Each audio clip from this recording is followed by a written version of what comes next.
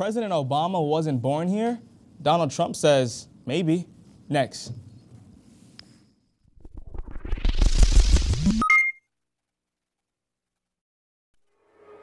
All right, welcome back. They make everything from home appliances to jet engines. They're the part owners of NBC Universal. They also don't pay taxes. Chris LuAnn is standing by with more on that story.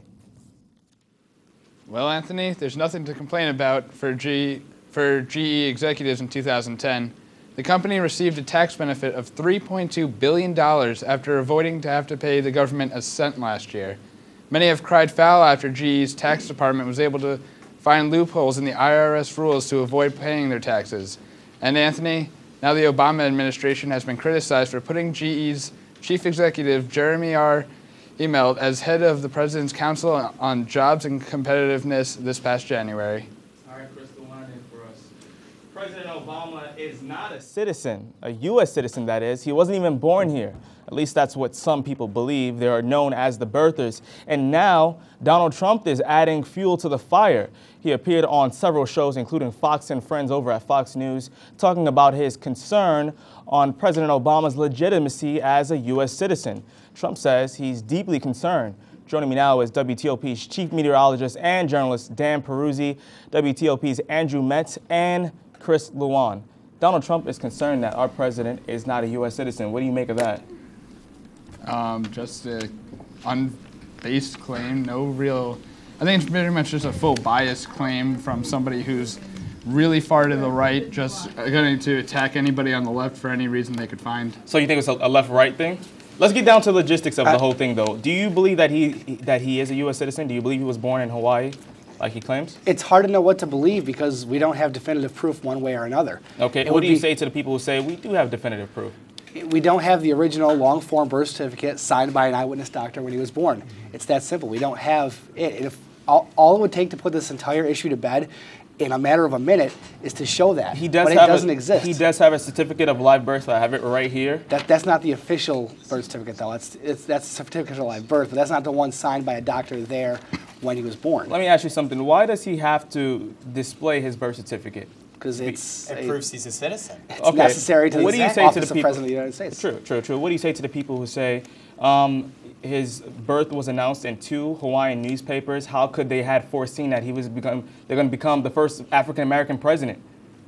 That's a great argument. I'm not would sure you how agree that's a conspiracy theory to an extent because of that? I don't know if I want to call it a conspiracy theory, perhaps. I mean, maybe it's depending on what you could define a conspiracy theory to be. Maybe it could be. And, the fact that it was printed in papers, years and years and years ago before anybody even thought of him being a president, it's a good point, but it doesn't matter. That's all circumstantial evidence. You can say, okay, this shows that he probably was, and this shows that he probably was, but all you need is the definitive proof of here's the official, birth certificate, and the problem's put to bed. It's a legal document. We don't mess around with those. It's a federal document. Why isn't it there? Well, and Tim Adams, who's a former Hawaii clerk, went on record. He signed an affidavit saying that there is no official birth certificate on record. But the thing is, I mean, you can find anything to go against anybody, but he's taken office, he's been a senator, he's been all these different things moving up. And we never saw the birth certificate. Somewhere down the line, it's the responsibility of somebody to check that. So either it's really bad government that needs to be... Let me ask you a question real quick. I'm gonna heat this up a little bit and be a little controversial. Do you believe that race played a part in this?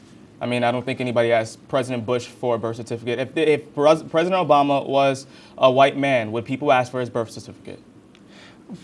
Probably not, but it's really not a racial thing per se. It can be perceived that way very easily, and the fact that you just said that if he was a white man, nobody would ask for his birth certificate. So you said one thing and then you went right against it. I know I did, but okay. So if you're gonna look at it that way, it can be a race issue, but race isn't the main issue. The main issue is there's no official birth certificate showing that President Obama was born in the US. There's a certificate of live birth, and like I said, 2 that's newspapers. That's not the official long form. It's not the official document you use to prove that irrefutably he was born in the United States. That document doesn't exist. But guys, Bill O'Reilly even sent a group of guys to find out if there was a document of birth, if there was a legitimate case that he was born in the United States.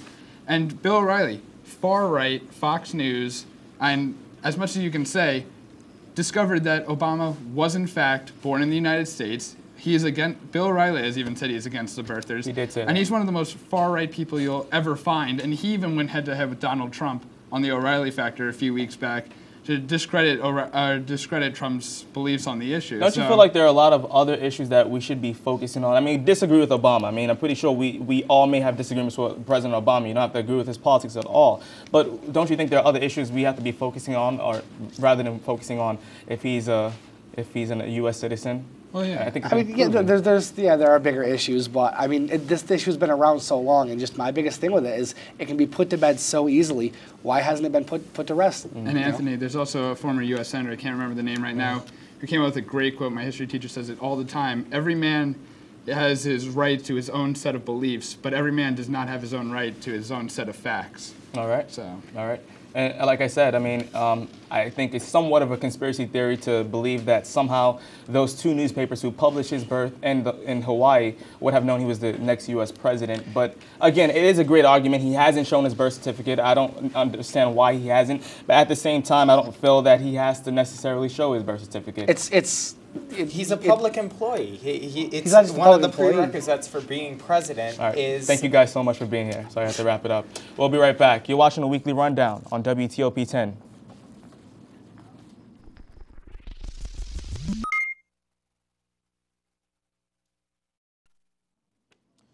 Andrew Metz has an investigative report about the oil industry. Next.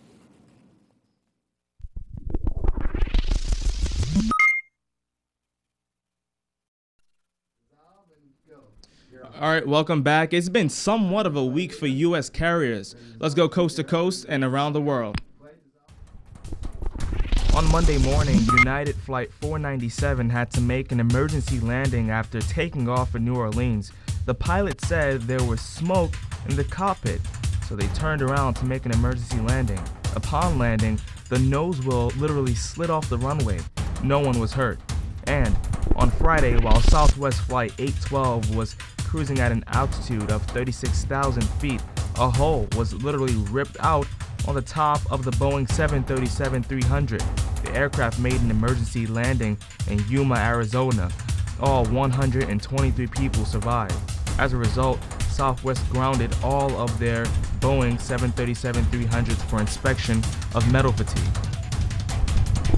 There's a crisis in the Ivory Coast as fighting continues between forces of the former president, who doesn't want to give up his power, and the forces of the newly elected president.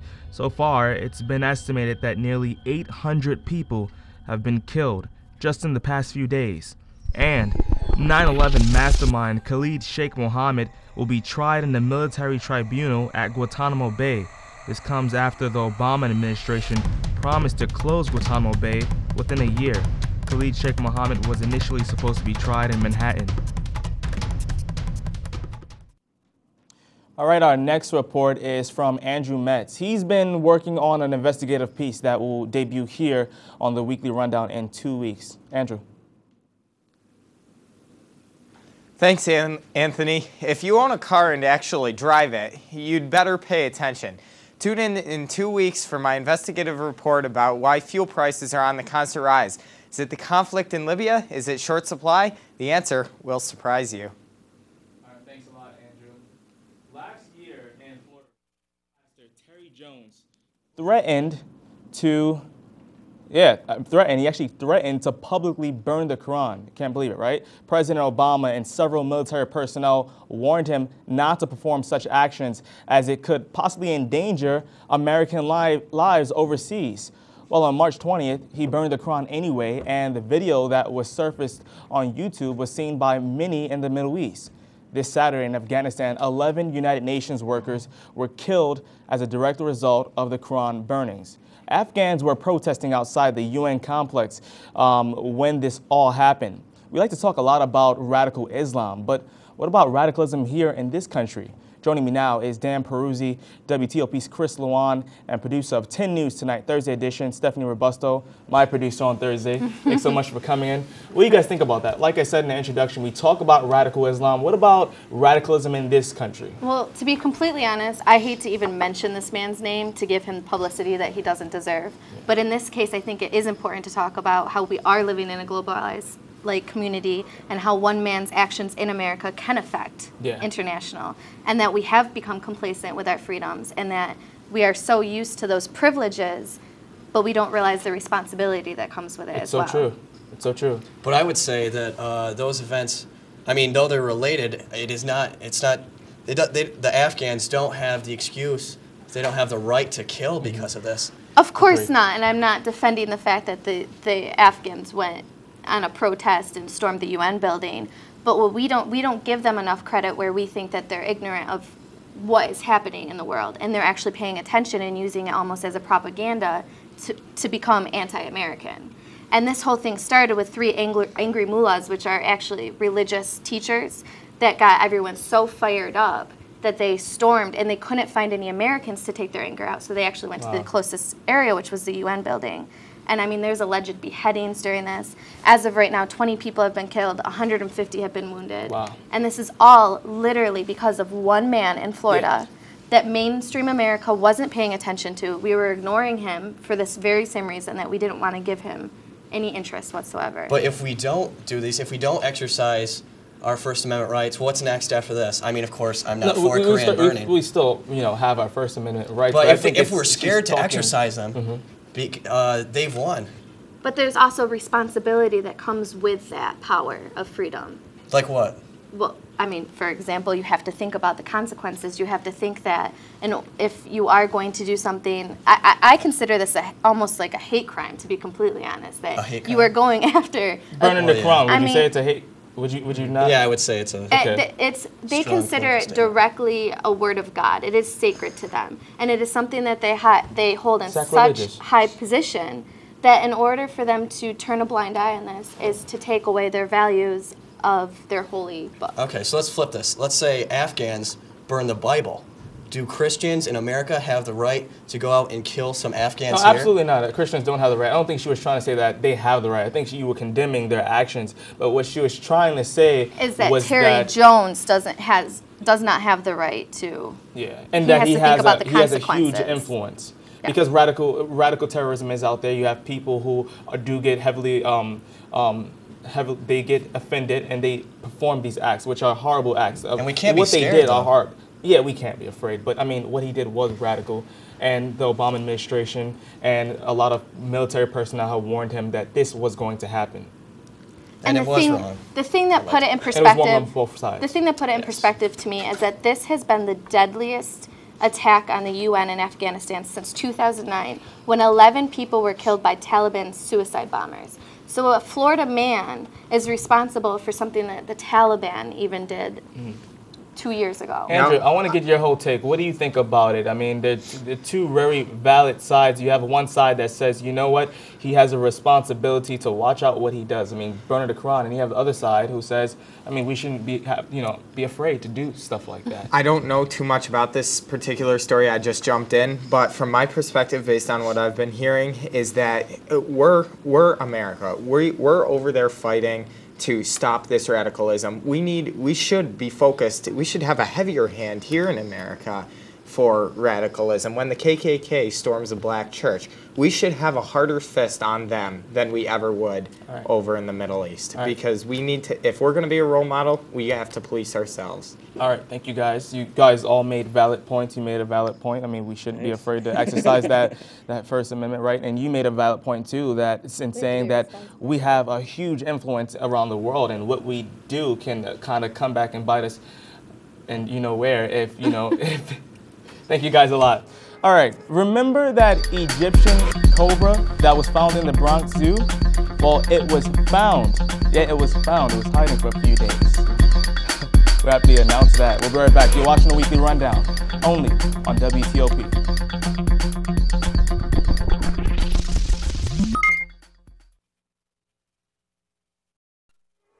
All right, welcome back. On our last broadcast, we had a discussion about immigration after some Arizona lawmakers try to deny citizenship to children who are born here but whose parents are illegal immigrants. Get ready for part 2 of this whole discussion. Joining me now is Andrew Metz, Asa Stackel, and Stephanie Robusto. What do you guys think about it? Part 2 of this whole discussion. I think it's a tough discussion to have in a country that is based off of immigration. because to completely close our borders off and say that no, like just put an end to it is almost, I don't know, contradicting to the fact that America is based off of immigrants. What do you feel about the whole notion of taking away somebody's citizen status if they were born here, but they were born to illegal parents, people who are illegal immigrants? I think we covered that pretty well last time, that if you're born here, you're an American citizen, no matter what your parents are. But I think that with regard to the policy of immigration, we need to open up the borders a little bit more. We need to make more legal paths to get into America. Talking about legal passes, I mean, we have so many illegal immigrants here as we're speaking right now. What do you think about, I mean, I know the right is dead set against it, of allowing them to stay here, and probably there was something that the Obama administration proposed. Illegal immigrants who are here could stay here if they did 2 years of college, I believe, or join the armed services. The armed forces, yep. Thank you. Exactly. And I know the right was against that. What do you think about that? That seems like an odd proposition. But I mean, passing... Does it really?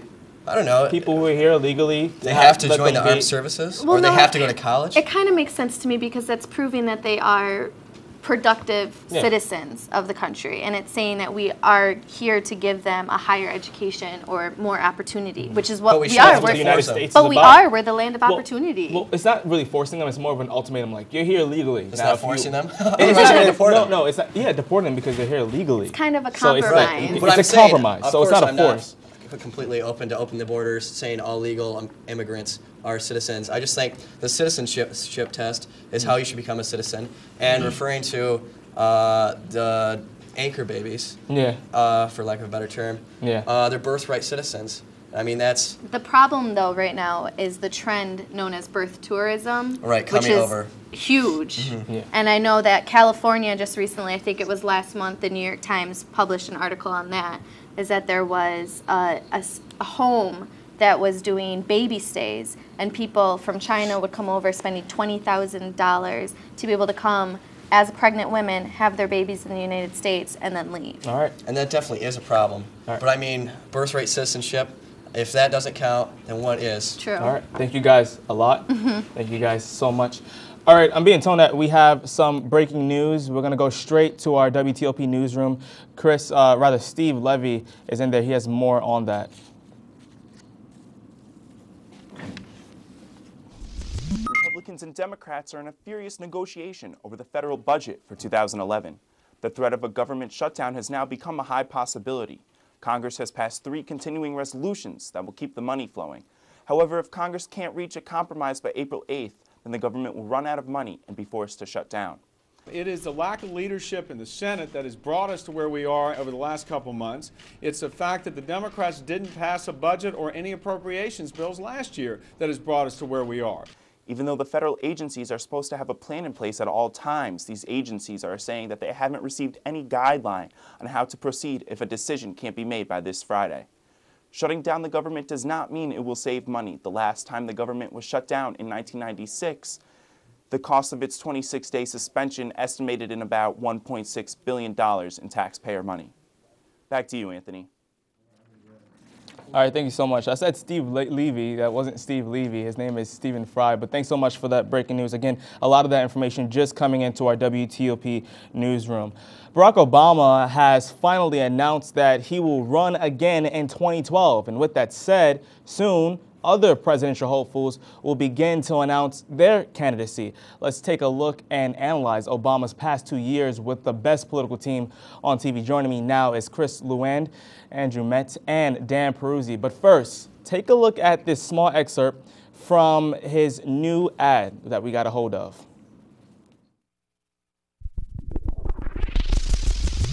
On the table that need to be addressed, and we want them to be addressed by President Obama. President Obama is one person. He cannot go, plus he got a job. You know, we're paying him to do a job, so we can't say, hey, could you just take some time off and come and get us all energized? So we better.